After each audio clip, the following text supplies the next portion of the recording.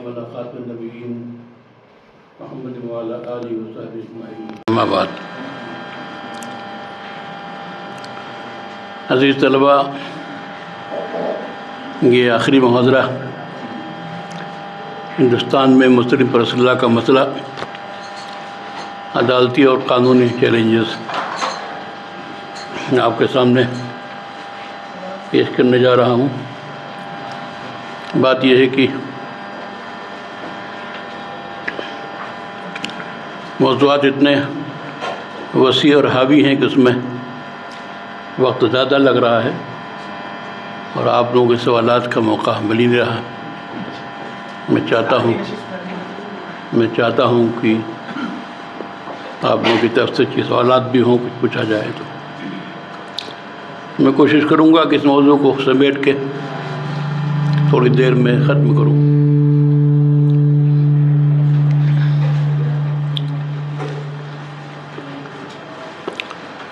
آپ کو یہ بات معلوم ہے کہ اسلام دوسرے مذاہب کی طرح چند عبادات اور چند رسوم کا نام نہیں، اور مذاہب کی تعلیمات کا ادارہ بہت ہی محدود ہے. کچھ غیر واضح عقیدے ہوتے ہیں، کچھ عبادات محدود اور کچھ رسوم ہیں، انہی کا نام مذہب ہے. اور اس کے بعد پوری زندگی مذہب سے آزاد ہے. زندگی کے اکثر شعبوں کے بارے میں کوئی ہدایت اور مذاہب میں نہیں. اس کے برخلاف اسلام ایک مکمل نظام زندگی ہے، نظام حیات ہے، جو زندگی کے تمام شعبوں کے بارے میں رہنمائی کرتا ہے، ہدایت دیتا ہے، تعلیمات مہیا کرتا ہے.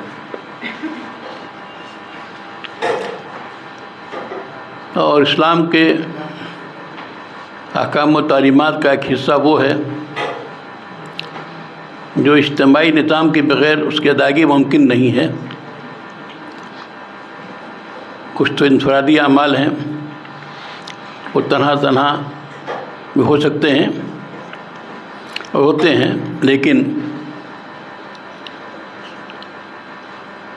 بہت سے احکام اور اعمال وہ ہیں جو اجتماعیت کے بغیر انجام نہیں پا سکتے ہیں. حتیٰ کہ عبادات کا مسئلہ بھی، عبادات کا مسئلہ جو نجی مسئلہ ہونا چاہیے اور مذاہب میں نجی مسئلہ ہوتا ہے، لیکن عبادات کے بہت سے مسائل وہ ہیں جو اجتماعیت چاہتے ہیں. نمازی کو لے لیجیے، جب جماعت کا مسئلہ آئے گا تو اجتماعیت آئے گی، اس کے مسائل ہوں گے، اس کا نظم و انتظام ہوگا. اور روزے کا مسئلہ، وہاں بھی اجتماعیت کا مسئلہ شروع ہو جاتا ہے کہ بھئی چاند کا اعلان، چاند ہوا کہ نہیں ہوا، اور دوسرے بہت سے مسائل بھی ہوتے ہیں، تفصیل میں جانے کا موقع نہیں. زکوٰۃ یہ فریضہ ہے، مالی فریضہ، لیکن مالی فریضے کی ادائیگی کے لیے بھی اسلام نے اجتماعی نظام کی ترغیب بھی اس کو پسند کیا ہے کہ باقاعدہ زکوٰۃ جمع کی جائے، پھر مصارف میں صرف کی جائے. سلمان جو خلیفہ ہے، سلطان ہے، اس کی طرف سے باقاعدہ تحصیل زکوٰۃ کا سسٹم ہو اور اس کی تقسیم کا سسٹم ہو، تبھی صحیح طریقوں پر ادائیگی اس کی ہو پاتی. حج تو اجتماعی عمل ہی ہے. تو باقی یہ جو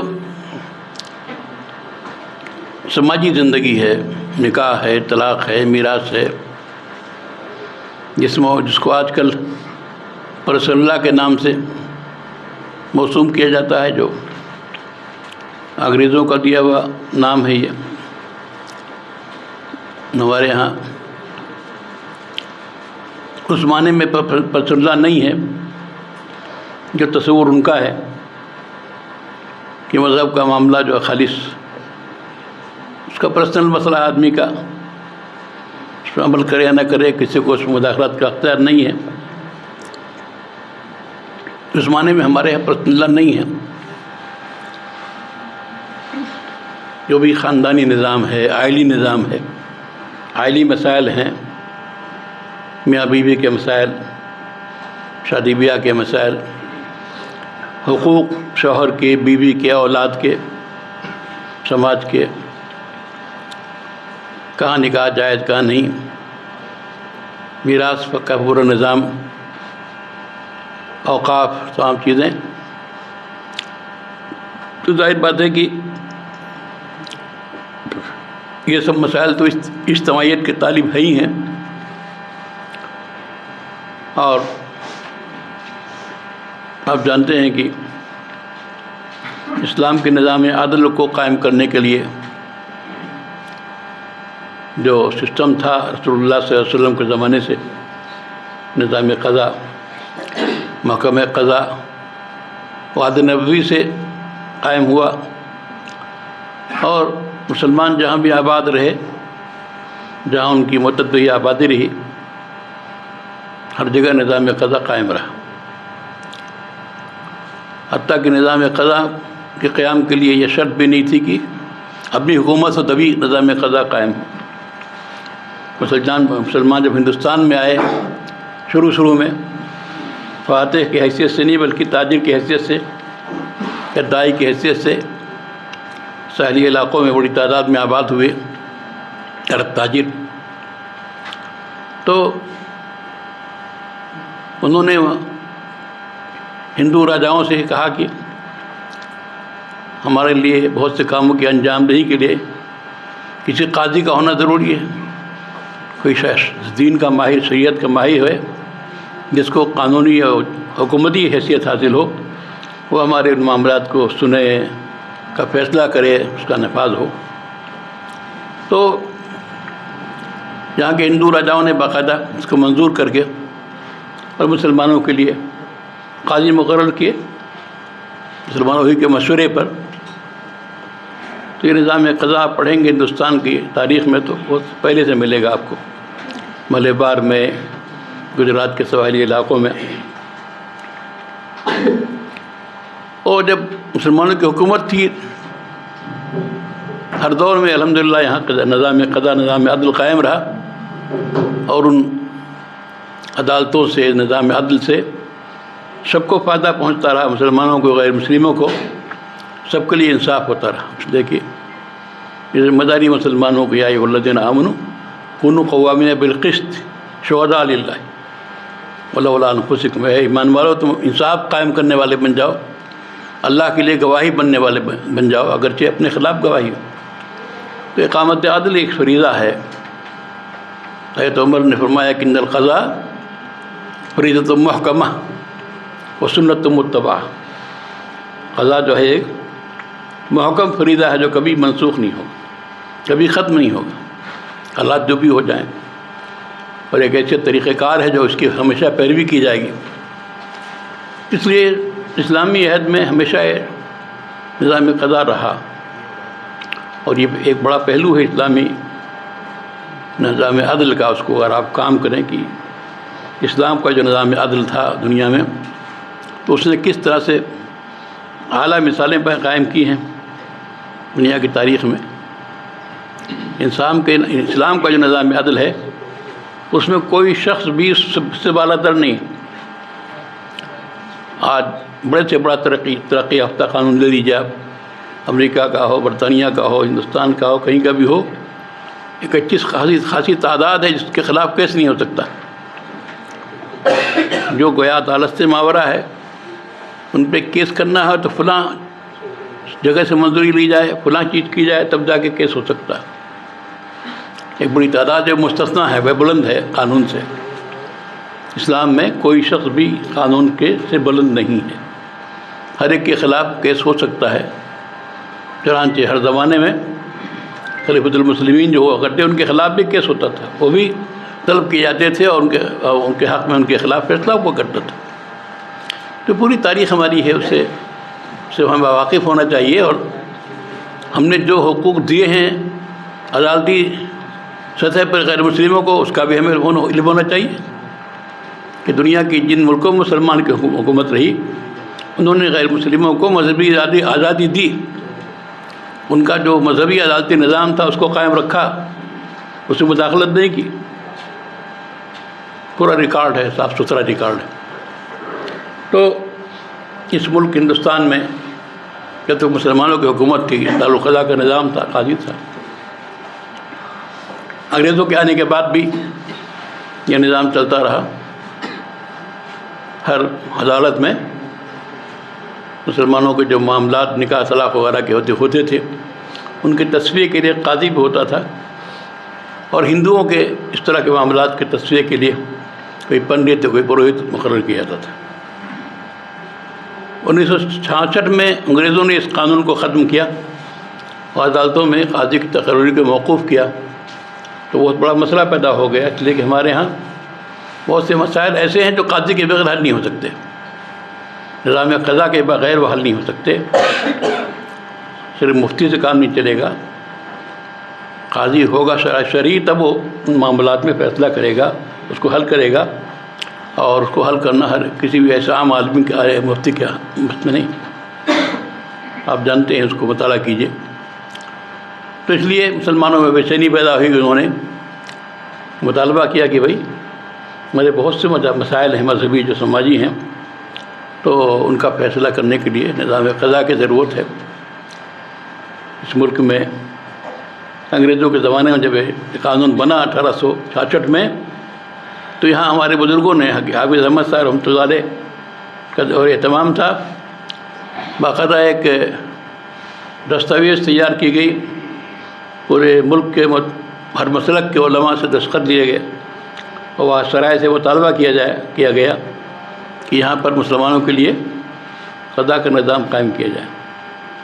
ابھی دارالعلوم کے محافظ خانے میں وہ دستاویز محفوظ ہے، ہمارے بزرگوں نے اس کی فکر کی تھی، اگرچہ وہ منظور نہیں ہو سکی، وہ اس میں کامیابی نہیں ہوئی، لیکن بہرحال ایک کوشش تھی جو انہوں نے کی، اور جو حکومت نے توجہ اس پہ نہیں دی، کچھ توجہ بھی کی لیکن وہ ہمارے لیے کرامت نہیں تھی۔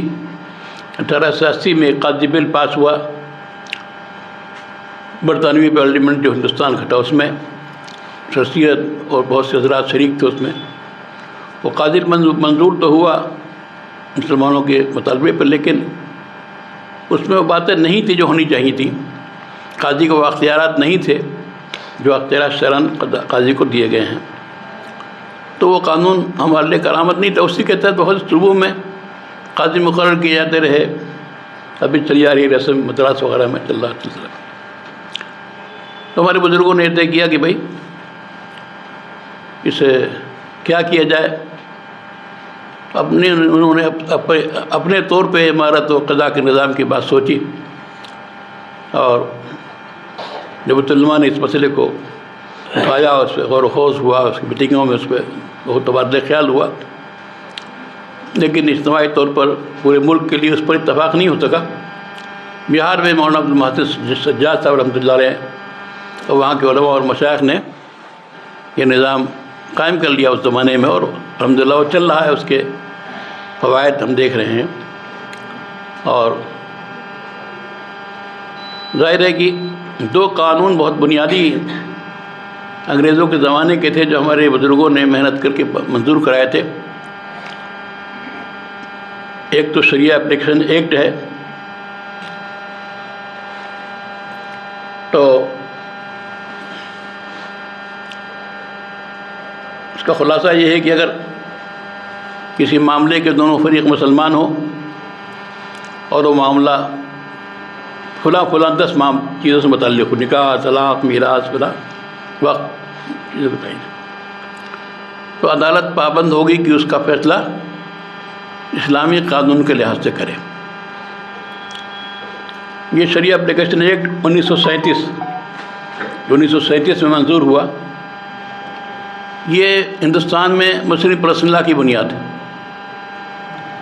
1866 کے بعد جب قضا کا نظام ختم ہوا ہے، اس بیچ میں جو معاملات جا رہے تھے عدالتوں میں، اس میں الٹے پلٹے فیصلے ہو رہے تھے، کہیں رسم و رواج سے فیصلہ ہو رہا ہے، کہیں کسی اور قانون سے فیصلہ ہو رہا ہے، لیکن 1937 میں جب شریعہ اپلیکیشن ایکٹ منظور ہوا ہے تو یہاں کی عدالتوں کو پابند کیا گیا ہے کہ وہ گویا اگر دونوں فریق مسلمان ہیں اور معاملہ فلاں چیزوں سے متعلق ہے، نکاح ہے، طلاق ہے، میراث ہے، ہبہ ہے، وقف ہے، وغیرہ وغیرہ، تو اس کا فیصلہ اسلامی قانون کے لحاظ سے کرے۔ دوسرے 1939 میں قانون پاس کرایا ہے ہمارے بزرگوں نے، یہ بڑی محنت کے بعد منظور ہوا، قانون انفساخ نکاح مسلمین۔ کن کن معاملات میں عورت کے مطالبے پر قاضی یا جج نکاح فسخ کر سکتا ہے، وہ کیا اسباب ہیں؟ الحلیۃ الناجزہ، اس کا نام سنا ہوگا، آپ نے پڑھنا چاہیے۔ ہمارے بزرگوں کی ایک اجتماعی کوشش تھی، اجتماعی اجتہاد تھا ان کا، کہ انہوں نے محسوس کیا کہ ہندوستان کے موجودہ حالات میں کچھ مسائل ایسے ہیں کہ اگر اس میں ہم فقہ حنفی پر جمے رہیں گے اس مسئلے پر تو کام چلنے والا نہیں۔ مثلا مفقود الخبر کا مسئلہ ہے، ایک شخص لاپتہ ہو گیا، مفقود ہو گیا، پتہ نہیں کہاں زندہ ہے کہ نہیں کہاں ہے، بیوی اس کی بیچاری۔ تو اس میں کئی فقہ میں، فقہ حنفی کی بات نہیں صرف نہیں ہے، فقہ حنفی کے علاوہ فقہ شافعی میں بھی یہ بات ہے، حنبلی میں بھی یہ بات ہے کہ وہ لمبا انتظار کرے گی جب تک کہ اس آدمی کے ہم عمر ختم نہ ہو جائیں، اس کو زندہ مانا جائے گا اور نکاح کو باقی مانا جائے گا، وہ عورت بیچاری ویسے رہے گی۔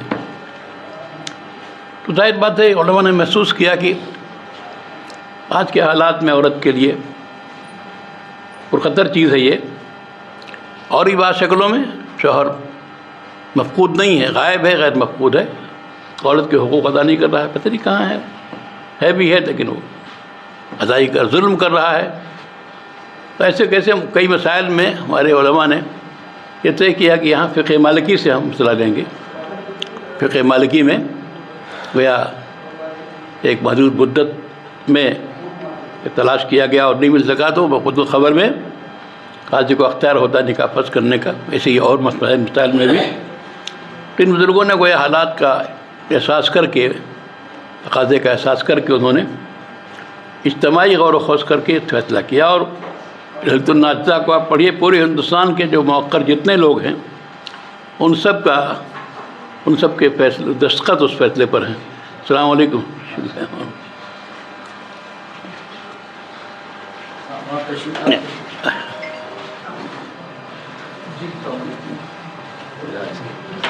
خیریت ہے؟ اچھا گجرات سے واپسی لی؟ ہاں اچھا ٹھیک ہے، تو سے بتایا معذرت کرتا ہے۔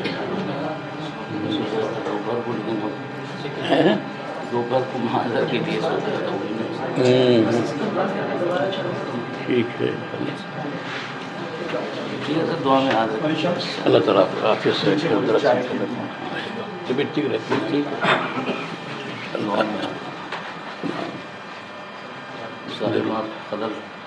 نہیں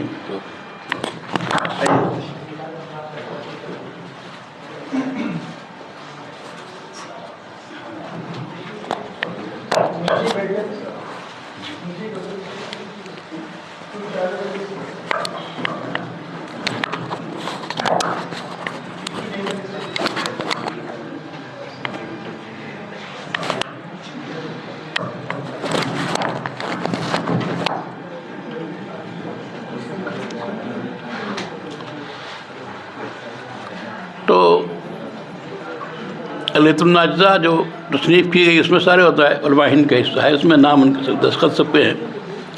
اور وہ ایک بڑا قدم تھا کہ ہمارے بزرگوں نے ایک راستہ کھولا کہ اگر مشکلات ہوں، مسائل ہوں تو کیسے اس کو حل کیا جائے۔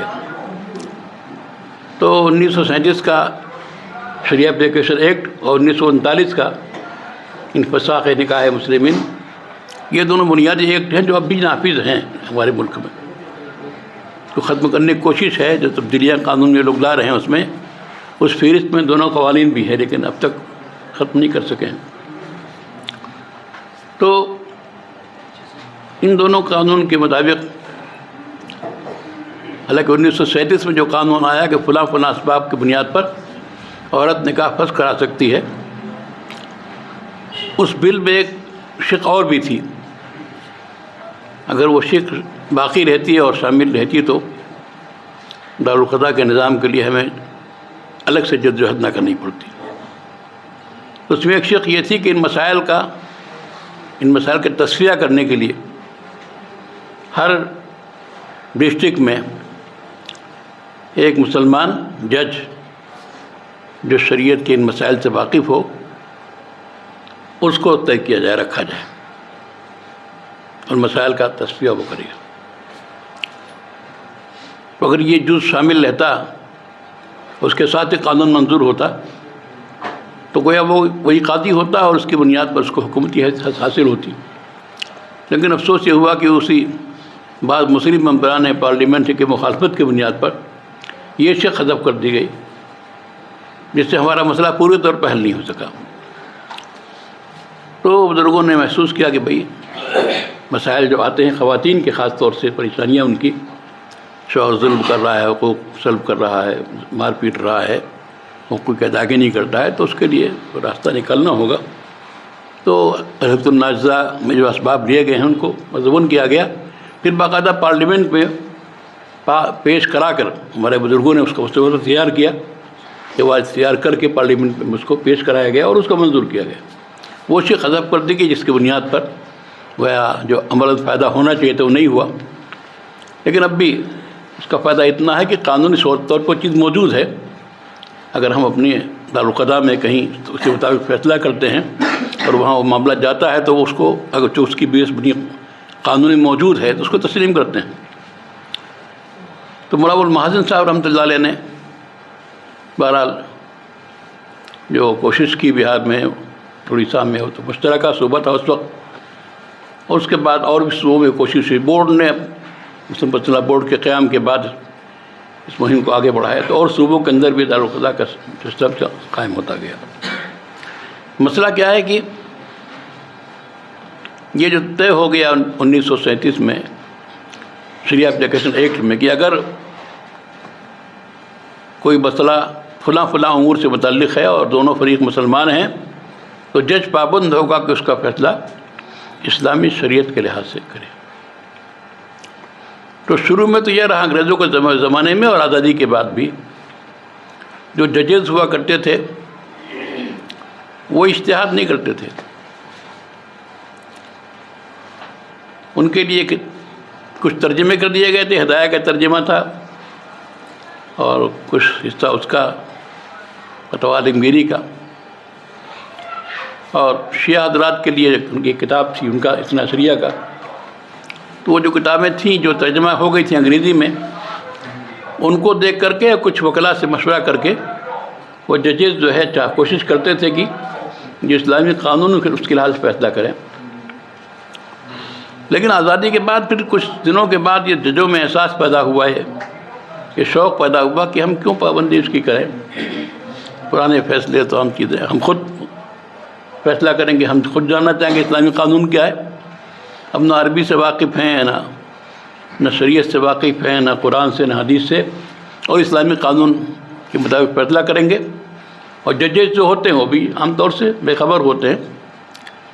اسلامک لا کے نام پہ جو چیز پڑھائی جاتی ہے وہ ادھوری ہے، غلط بھی ہوتی ہے. تو اس کے بعد واقعات بڑھتے گئے عدالتوں کے مداخلت کے، اور سب سے واضح کیس جو اس سلسلے میں آیا جس کے وجہ سے لوگوں میں بے چینی پیدا ہوئی، شاہ بانو کیس کا جو فیصلہ آیا سپریم کورٹ سے، گویا مطلقہ خاتون کی اگر عدت گزر جائے، عدت کے بعد بھی گویا نفقہ پانے کے مستحق ہے وہ، اور اس بنیاد پہ وہ فیصلہ آیا، شوہر پہ نفقہ لازم کیا گیا. حالانکہ کتنا زمانہ ہوا تھا طلاق ہوئے، لیکن چونکہ نفقہ کا جو تعزیرات ہند کا ایک قانون ہے، قانون میں کیا ہوتا ہے، ایک لفظ کا بدل دیا جائے، بات کہاں سے کہاں پہنچ جاتی ہے. کہ ظاہر ہے کہ تعزیرات ہند کا ایک حصہ نفقے سے متعلق بھی ہے کہ کن کا خرچہ کن کے ذمہ لازم ہے.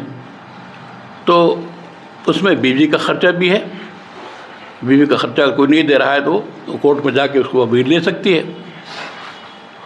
تو اس میں کسی زمانے میں ایک تبدیلی کر دی گئی، ہم لوگ کو پتہ بھی نہیں.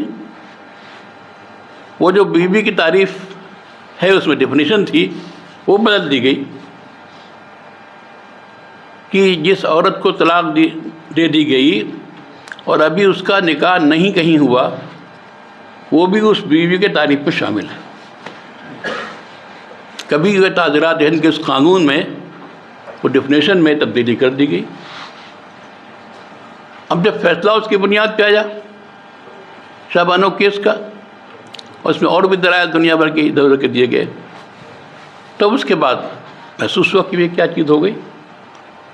یہ گویا عدت کے بعد بھی جب تک کہ اس کی شادی نہ ہو جائے وہ گویا نفقے کے حقدار ہے.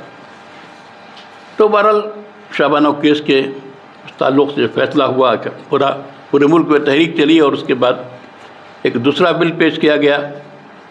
حکومت کا زمانہ تھا کانگریس کا. تو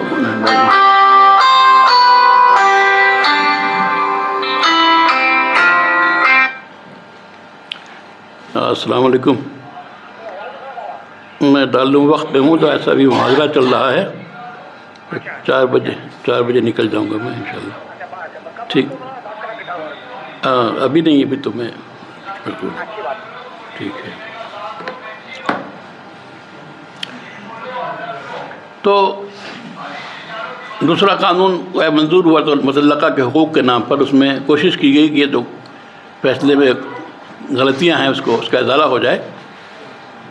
لیکن ظاہر ہے قانون بنانے والے وہی تھے، اس میں کچھ الفاظ کو الٹا پھیر کیا اور کچھ تشریح جو کی بعد میں پھر اس کے خلاف، اس قانون کے خلاف جو سپریم کورٹ میں اپیل ہوئی، دسیوں اپیلیں گئیں. اس کے بعد 1.5-2 سال کے بعد فیصلہ آیا تو اس فیصلے میں پھر گویا وہی بات لوٹ کے آ گئی جو شاہ بانو کیس میں فیصلہ جو اس طرح کا ہوا تھا. تو یہ جو سپریم کورٹ، یہ مسلم پرسنل میں مداخلت کا مسئلہ ایک تو عدالتوں کے ذریعے سے ہے. اس حوالے سے میں نے کچھ وہ لکھا تھا، اور ادھر جو چیزیں ہوئی ہیں آپ کے علم میں ہے. ایک تو 3 طلاق کا کیس چلا تھا، اس کے بارے میں فیصلہ ہوا، سپریم کورٹ نے کیا. اور اس کے بعد پھر ایک قانون باقاعدہ حکومت نے منظور کیا. اس فیصلے کے بعد کوئی ضرورت نہیں تھی کہ وہ قانون بنایا جائے، لیکن حکومت بھاجپا کی ہے تو ظاہر ہے مسلمانوں کو تنگ کرنے کے لیے جو چیز بھی مناسب ہو کرے گی وہ، تو اس سے باقاعدہ ایک قانون لے کے آ گئی. اور وہ قانون کیا ہے اس کو بھی اس سے ہمیں واقف ہونا ضروری ہے. تو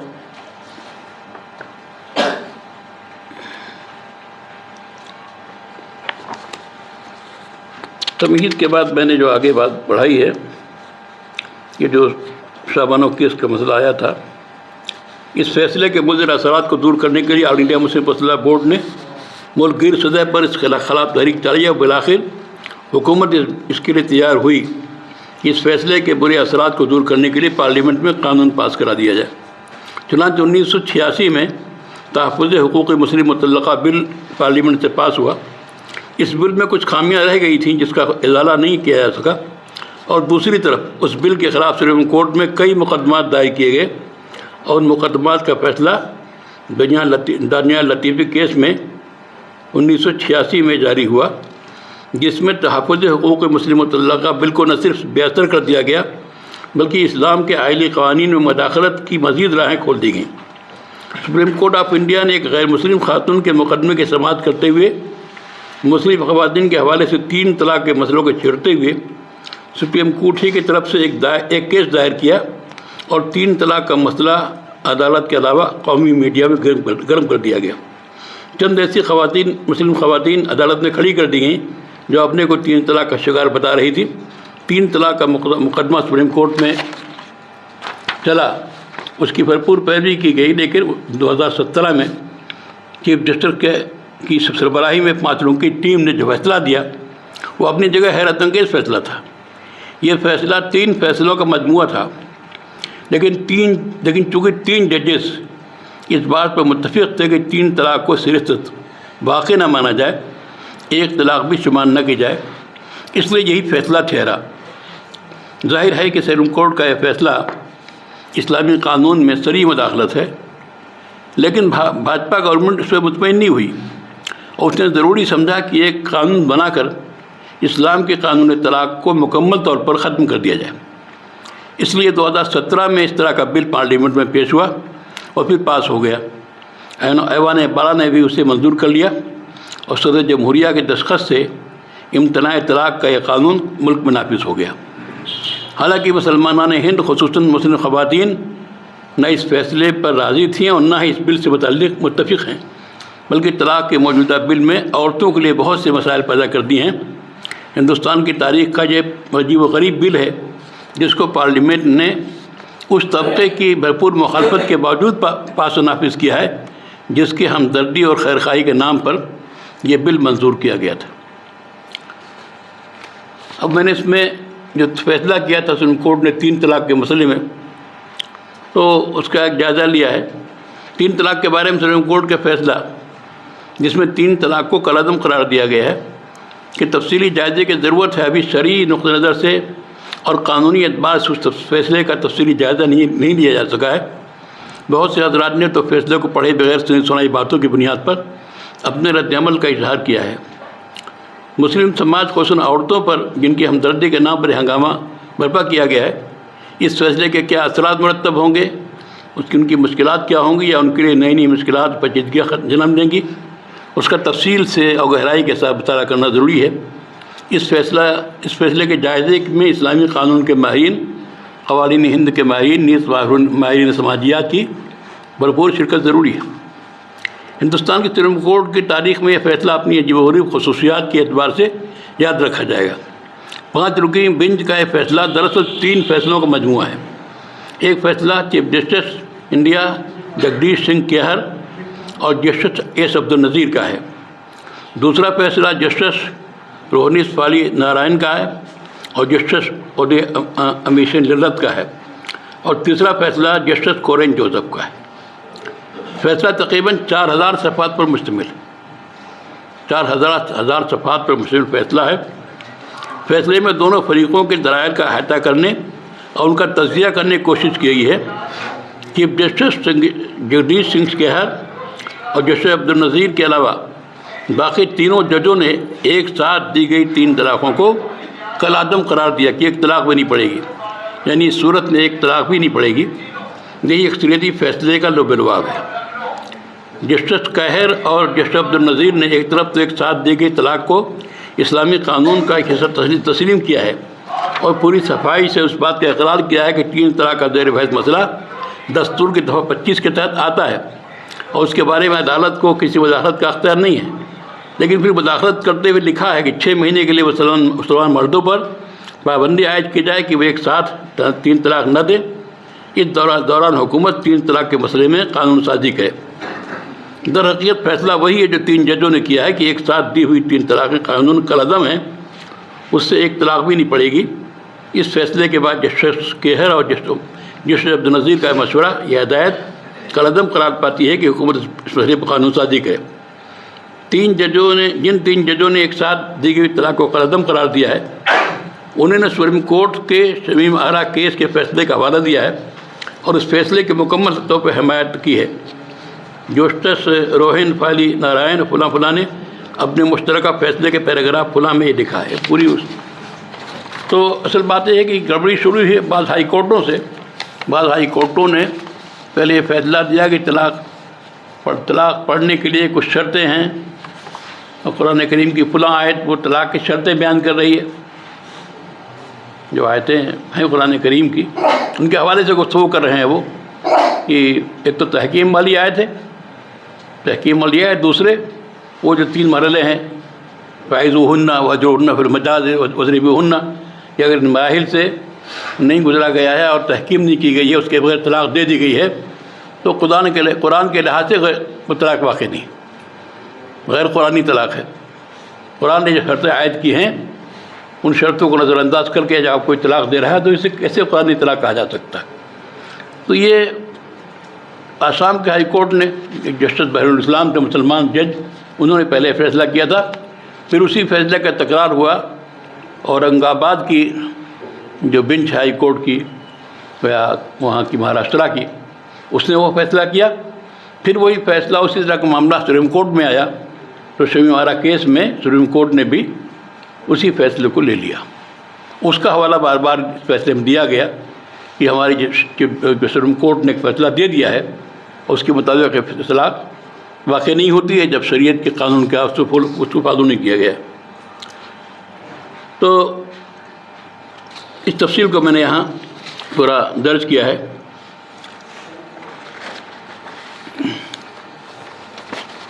شمیوارا کیس کا فیصلہ کوئی تفصیلی فیصلہ نہیں ہے، اس فیصلے کے متعلق سے معلوم ہوتا ہے کہ سپریم کورٹ کے فاضل جج نے بعض ہائی کورٹوں کے فیصلوں پر اعتماد کر کے انہیں بنیاد بنا کر اپنا فیصلہ صادر کیا ہے۔ ذیل میں ہم شمیوارا کیس کے فیصلے کے مندرجات اور یہ فیصلہ ہائی کورٹوں کے جن فیصلوں پر مبنی ہے ان کے مشاورات کا تفصیلی جائزہ پیش کریں گے تاکہ علم و کسوٹی کی تحقیق کی کسوٹی پر اس کو جانچا جا سکے۔ تو یہ جو قرآن کریم میں جو آیتیں ہیں سورہ نساء میں 34 اور 35 الرجال قوامون علی النساء، یہ جو آیت ہے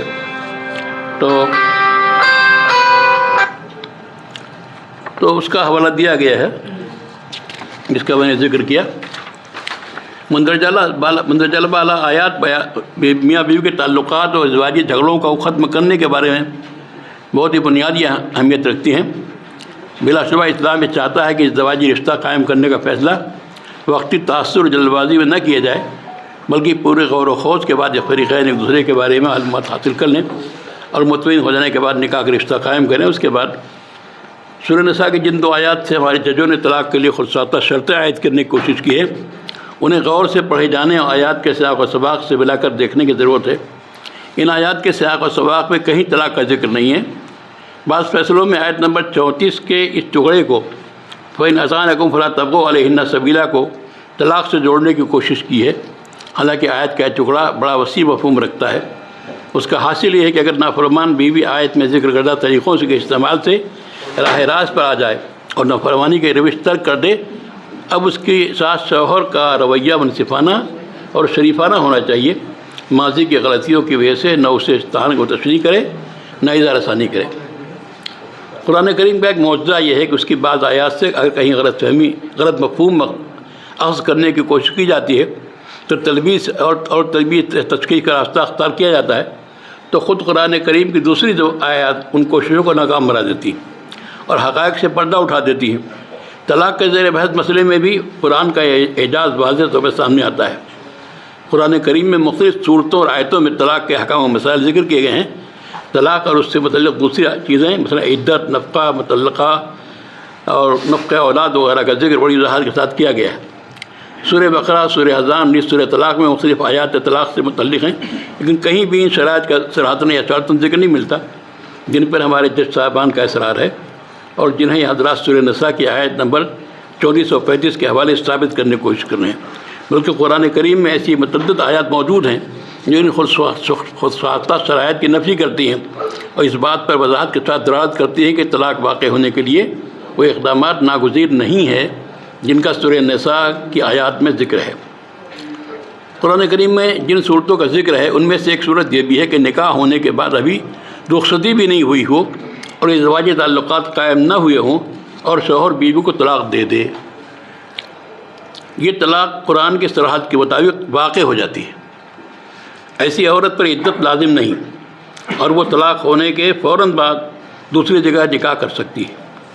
پھر اس عورت کے بارے میں 2 شکلوں کا ذکر کیا گیا ہے۔ ایک یہ کہ نکاح کرتے وقت مہر مقرر کیا گیا تھا، اس صورت میں مقرر کردہ مہر کا نصف عورت کو ملے گا، اور دوسری شکل یہ ہے کہ نکاح کے وقت مہر کا ذکر نہ کیا گیا ہو، ایسی صورت میں اس عورت کو کچھ ہدیہ تحفہ دے کر رخصت کر دیا جائے گا۔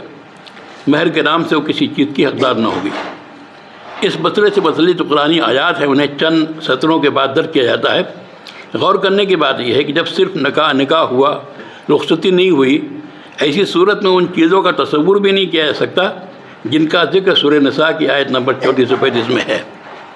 عورت کی طرف سے نافرمانی، سرکشی کا تصور اسی وقت ہو سکتا ہے جب کہ رخصتی ہو گئی ہو اور ازدواجی زندگی شروع ہو چکی ہو۔ اسی طرح شوہر کے لیے عورت کو سمجھانا، فرمائش کرنا، خوابگاہ میں بے رخی اختیار کرنا، ہلکی تذوق کرنا اسی وقت ممکن ہے جب کہ دونوں ساتھ رہتے ہوں اور عملاً ازدواجی زندگی کا آغاز ہو چکا ہو۔ میاں بیوی کی ایک دوسرے سے آخری درجے کی ناچاقی اور منافرت جس کو دور کرنے کے لیے دونوں طرف سے ثالثوں کی تقرری ہو اسی وقت متصور ہے جب کہ دونوں کی مدت ایک ساتھ رہ چکے ہوں اور باہمی تعلقات میں زیادہ تلخیاں پیدا ہو چکی ہوں۔ اب آپ ان آیات کا مطالعہ کیجئے جن سے نکاح کے بعد ازدواجی تعلق قائم ہونے سے پہلے طلاق دیے جانے اور ان کے واقع ہونے کا ذکر ہے۔ اب میں نے وہ آیات لکھی ہیں جن کا ذکر ہے لا جناح علیکم طلقتم النساء ما لم تمسوهن او تفرضوا لهن فریضہ ومتعوهن علی الموسع قدرہ وعلی المقتر قدرہ متاعا بالمعروف آیت ہے۔ دوسری آیت وان طلقتموهن من قبل ان تمسوهن وقد فرضتم لهن فریضہ فنصف ما فرضتم، پوری آیت ہے۔ یا ایھا الذین آمنوا اذا نکحتم المؤمنات ثم طلقتموهن من قبل ان تمسوهن فما لكم علیہن من عدہ تعتدونها فمتعوهن وسرحوهن سراحا جمیلا۔ ہمارے ججز اور قانون داں اس بات سے تو واقف ہی ہیں کہ کسی مجموعہ قانون میں کسی معاملے میں اگر کوئی صریح دفعہ موجود ہے تو اسے چھوڑ کر کسی ایسی دفعہ سے جو اس معاملے سے براہ راست متعلق نہیں ہے استنباط و استدلال کرنا اور اس صریح دفعہ کے خلاف کوئی بات نکالنا فنی لحاظ سے غلط اور غیر قانونی عمل ہے۔ غیر قانونی عمل ہے۔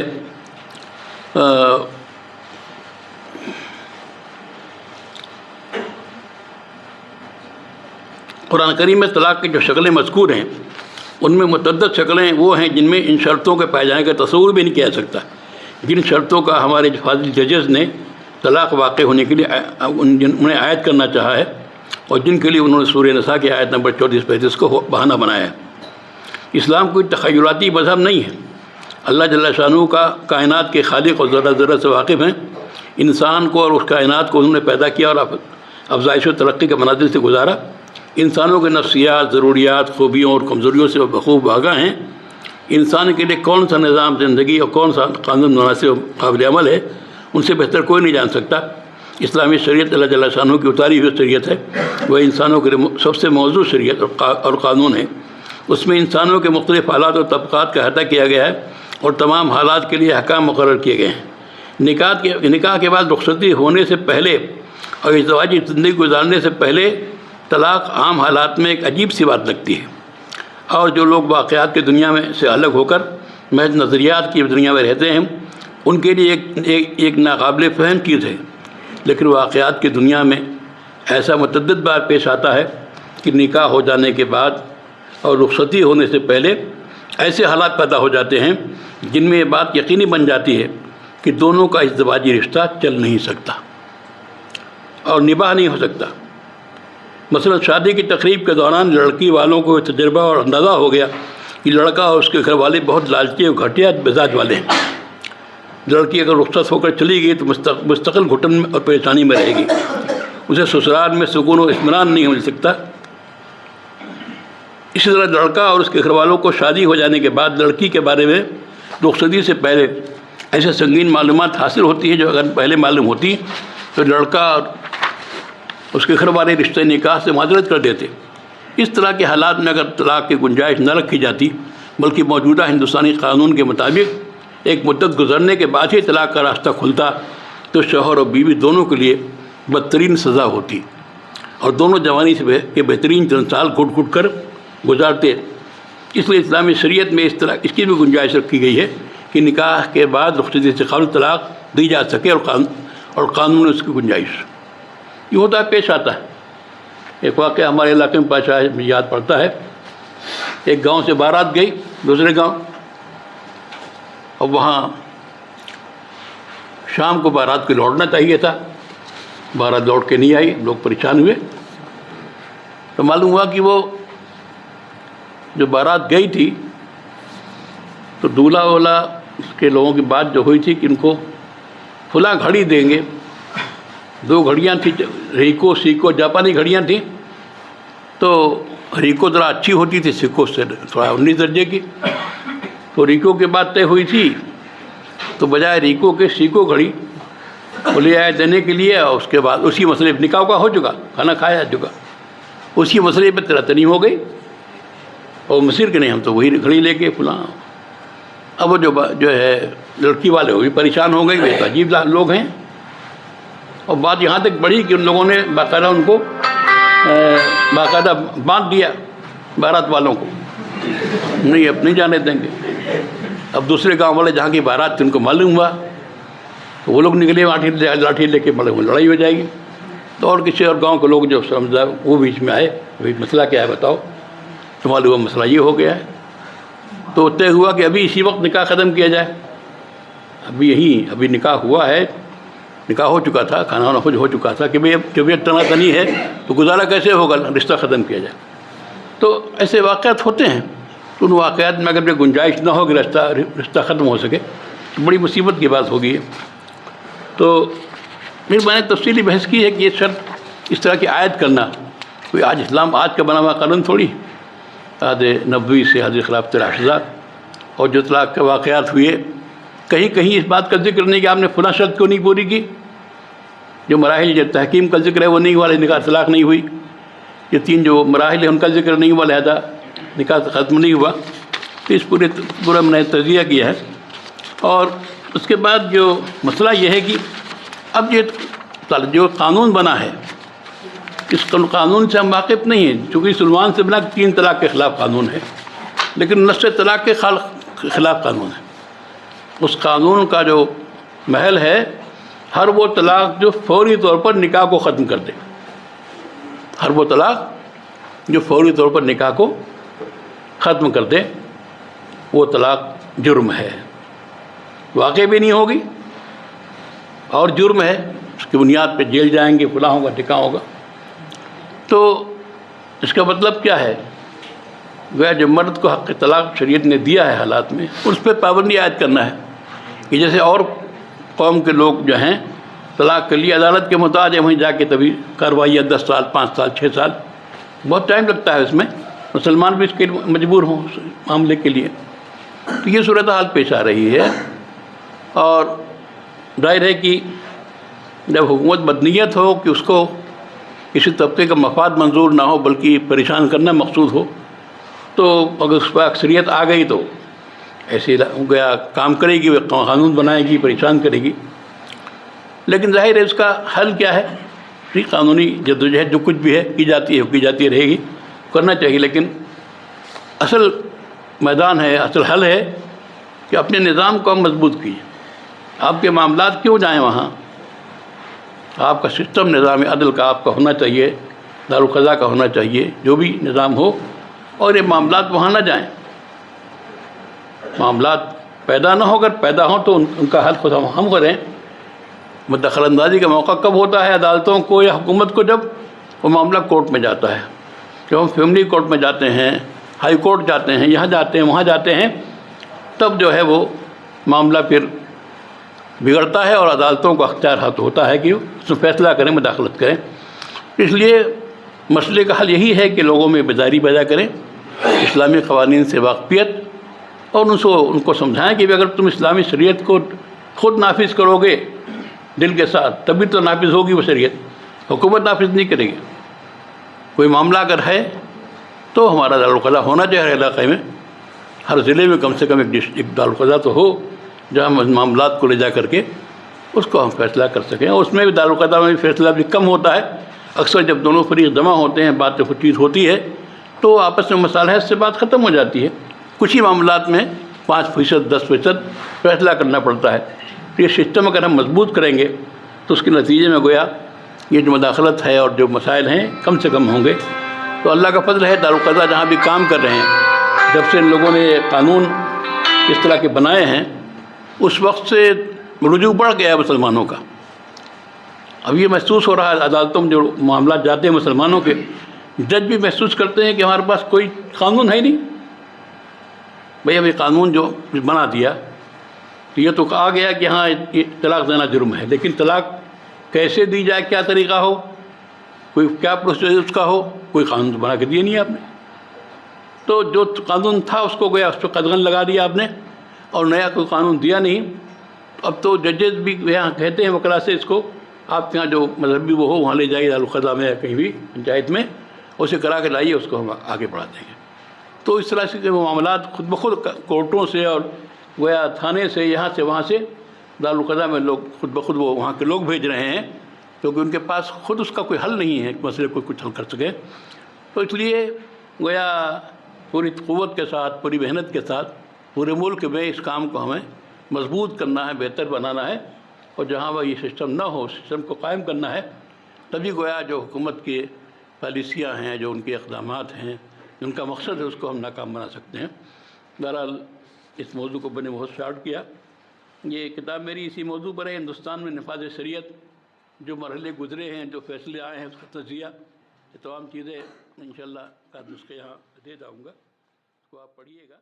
تبارك الذي بيده الملك وهو على كل شيء قدير الذي خلق الموت والحياة ليبلوكم أيكم أحسن عملا وهو العزيز الغفور.